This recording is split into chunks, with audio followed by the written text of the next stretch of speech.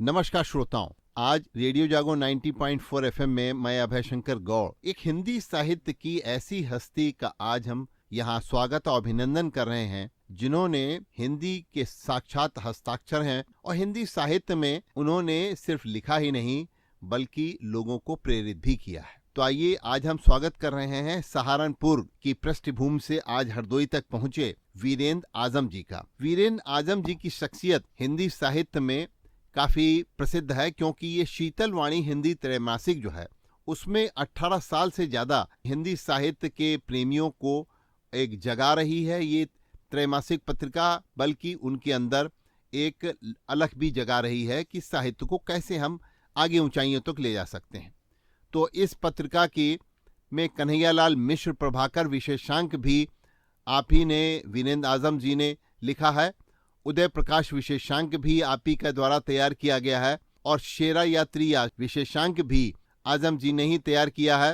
राजेंद्र राजन विशेषांक, बलराम विशेषांक, डॉक्टर लक्ष्मी नारायण लाल विशेषांक और नरेश सक्सेना विशेषांक, ये इतने सारे विशेषांक और साहित्य की कई गतिविधियों में लगातार देश के बड़े मंचों पर सक्रिय रहने वाले वीरेंद्र आजम जी, आज आपका हमारे स्टूडियो में स्वागत है। आज हम चाहते हैं कि आप श्रोताओं को हमारे कुछ ऐसी अपनी साहित्य की कृति गीत और संगीत के साथ उनको अपने साहित्य की जो आपकी अभिरुचि है उसके ज्ञान को आप उन तक पहुंचाएं, जिससे कि लोगों के अंदर जो साहित्य के प्रति ललक है और हिंदी एक बार फिर प्रतिस्थापित हो रही है हर जगह और उसमें साहित्य अपना एक अलग स्थान रखता है।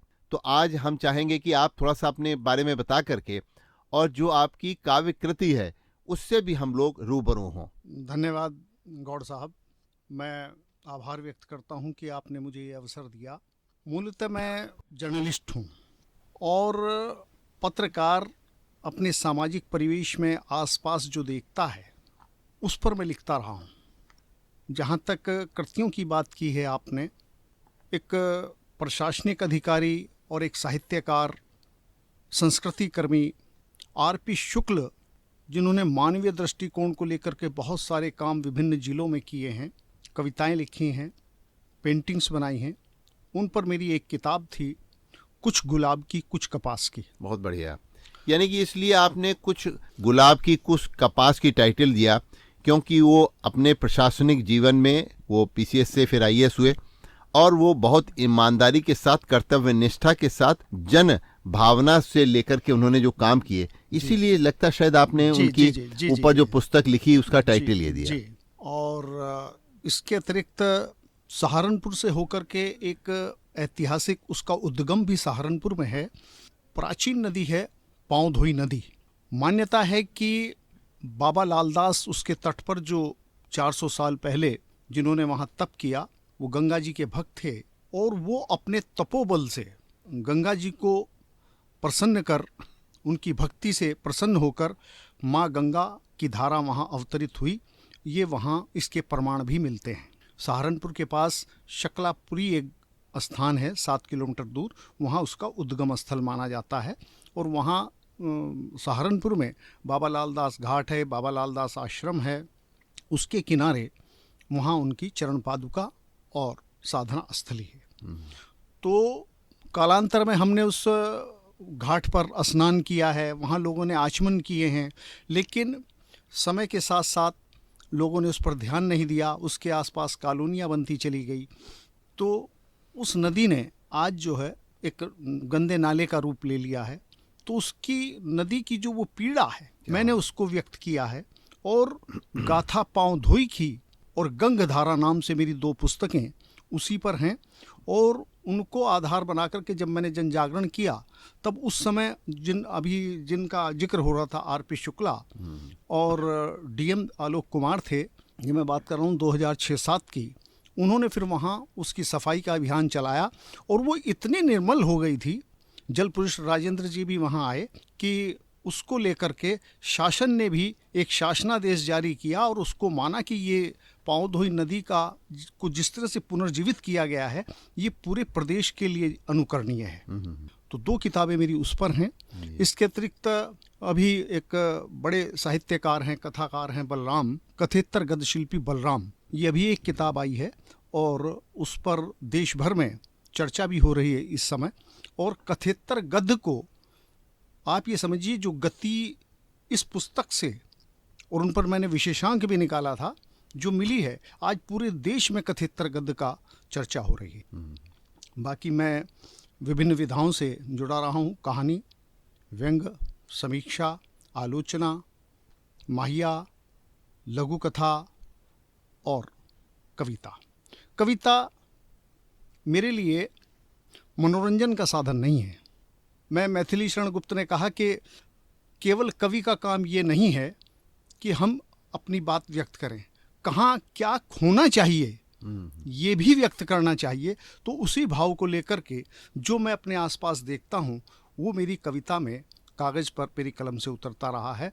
मैं उसके लिए आपके समक्ष एक रचना व्यक्त करना चाहूँगा। प्रकृति का जिस तरह से दोहन हो रहा है उसको समर्पित ये है। अगर हमारे श्रोता ध्यान से इसे सुनेंगे तो उन्हें लगेगा कि शायद मैंने उनकी बात कही है। मैंने फिर खींच दिए हैं तुम्हारे चेहरे पर कुछ गहरे निशान, तुम इन्हें जल प्रलय कहो या केदारनाथ आपदा। बहुत बढ़िया। मैंने फिर खींच दिए हैं तुम्हारे चेहरे पर कुछ गहरे निशान, तुम इन्हें जल प्रलय कहो या केदारनाथ आपदा। कुछ निशान तुम्हारे चेहरे पर मैंने पहले भी छोड़े थे। बहुत बढ़िया। कुछ निशान तुम्हारे चेहरे पर मैंने पहले भी छोड़े थे, तुम भूल गए शायद, याद दिला दूं। कुछ बरस पहले महाराष्ट्र के लातूर में, गुजरात के भुज और मोरवी में, और कुछ अरसा पहले उत्तरकाशी में भी।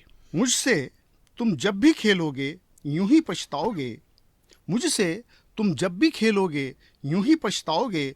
कभी नदी की लहरों, कभी मलबे के नीचे, अपनों को खोजते अपने आप को पाओगे। क्या बात है। मुझसे तुम जब भी खेलोगे यूं ही पछताओगे, कभी नदी की लहरों, कभी मलबे के नीचे, अपनों को खोजते अपने आप को पाओगे।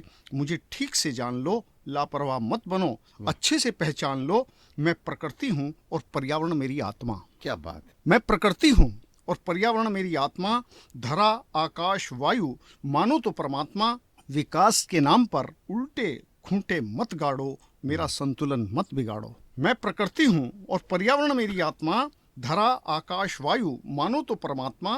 विकास के नाम पर उल्टे खूंटे मत गाड़ो, मेरा संतुलन मत बिगाड़ो। भूल गए दिल्ली की वो पीली आंधी। क्या बात है। भूल गए दिल्ली की वो पीली आंधी और उत्तर भारत के आसमान में उड़ता गर्द। तुम्हें क्यों नहीं दिखती कर्राती हुई नदियां, गंगा, यमुना और झेलम का दर्द। क्या बात। तुम्हें क्यों नहीं दिखती कर्राती हुई नदियां, गंगा, यमुना और झेलम का दर्द। मैंने तुम्हें अपनी मिट्टी, पानी, हवा, मैंने तुम्हें अपनी मिट्टी, पानी, हवा और इन्हीं पौधों, नदियों से पोसा है। मैं समझा रही हूँ शायद तुम सुधरोगे, मुझे अब भी ये भरोसा। मैंने तुम्हें अपनी मिट्टी, पानी, हवा और इन्हीं पौधों, नदियों से पोसा है। मैं समझा रही हूँ शायद तुम सुधरोगे, मुझे अब भी ये भरोसा है। मैं तुम्हारी माँ हूँ। क्या बात। मैं तुम्हारी माँ हूँ, मुझे डायन मत बनाओ। तुम्हारे साथ मैं कई बार रोई हूँ, अब और मत रुलाओ। फिर कहती हूँ मुझे बचाकर खुद को बचा लो। तुम्हारे साथ मैं कई बार रोई हूँ, अब और मत रुलाओ। फिर कहती हूँ मुझे बचाकर खुद को बचा लो। पढ़े लिखे और सभ्य कहलाते हो, पढ़े लिखे और सभ्य कहलाते हो तो कुछ सुधरो और खुद को संभालो, वरना जब भी तुम जंगलों को काटोगे, पहाड़ों को तोड़ोगे, बांध, पुल और सड़कों के नाम पर अंधी दौड़ दौड़ोगे, मैं फिर नोचूंगी तुम्हारा चेहरा और फिर छोड़ूंगी ऐसे ही निशान।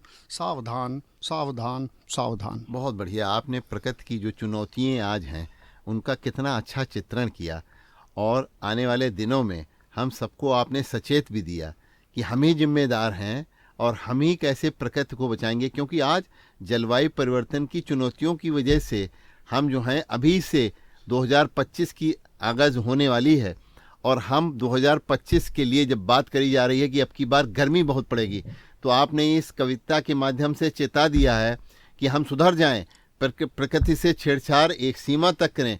अगर हम सीमा के बाहर जाएंगे तो ये प्रकृति जैसा कि आपने कहा, नहीं तो डायन बन जाएगी। डायन बन जाएगी। आप देखिए ना कि हम सरकार प्रचार कर रही है लगातार, हम नगर पालिकाओं, निगमों, सरकार के भरोसे रहते हैं, लेकिन कुछ भी खा करके कूड़ा कचरा सड़कों पर फेंक देते हैं, नालियों में फेंक देते हैं। और विशेष रूप से पॉलीथीन एक ऐसा, आप ये समझिए कि जहर है, मानव समाज के लिए एक ऐसी त्रासदी है। आप उसे अगर किसी खेत में कहीं डाल देते हैं तो वो 1000 साल तक गलती नहीं है। जो नालियों में जमा होती है वहाँ से कई तरह की वो पानी रोक देती है, पानी सड़ने लगता है, कई तरह की गैसें बनती हैं।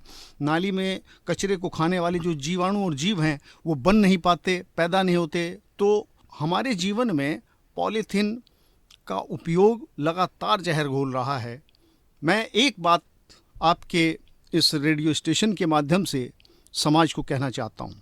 हम अपने बच्चों के लिए घर बनाते हैं, बैंक में बैलेंस जमा करते हैं उनके भविष्य के लिए, लेकिन क्या आपने सोचा है कि आने वाले समय में आपके बच्चों को स्वस्थ वातावरण कैसे मिलेगा, शुद्ध वायु कैसे मिलेगी? उसके लिए हम क्या कर रहे हैं? और अगर उस पर आपको कुछ करना है तो सबसे पहला काम ये करना होगा कि हमें पॉलीथीन छोड़कर अपने कामकाज में कपड़े और या कागज़ का थैला लेकर बाजार जाना होगा, कपड़े और थैले के प्रयोग को बढ़ाना होगा, पॉलीथीन को त्यागना होगा। बहुत बहुत धन्यवाद आजम साहब कि आज आपने प्रकृति को लेकर के जिस तरीके से एक अच्छा चित्रण किया और एक ऐसे मंच पे आज आपने आकर रेडियो स्टेशन पे किया है जिस रेडियो स्टेशन को जलवायु परिवर्तन के ही मुद्दे पर राष्ट्रीय पुरस्कार 2024 में प्राप्त हो चुका है। और हरदोई में जैसे आप नदी की बात कर रहे थे तो हरदोई में भी यहाँ एक नीलम नदी पिछले 30 वर्षों से वो लुप्त हो गई थी जी।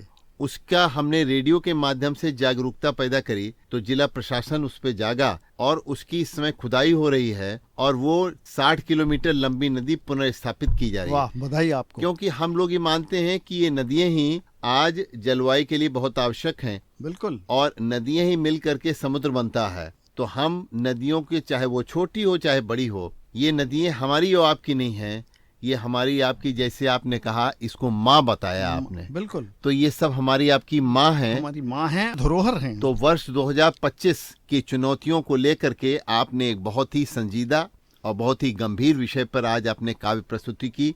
तो रेडियो जागो 90.4 एफएम की ओर से मैं अभय शंकर गौड़ आपके प्रति बहुत साधुवाद देता हूँ। आपका बहुत बहुत धन्यवाद कि आज आपने बहुत ही अच्छी काव्य पाठ किया। आपका भी आभार, आपने मुझे ये अवसर दिया। सब श्रोताओं को मेरा नमस्कार।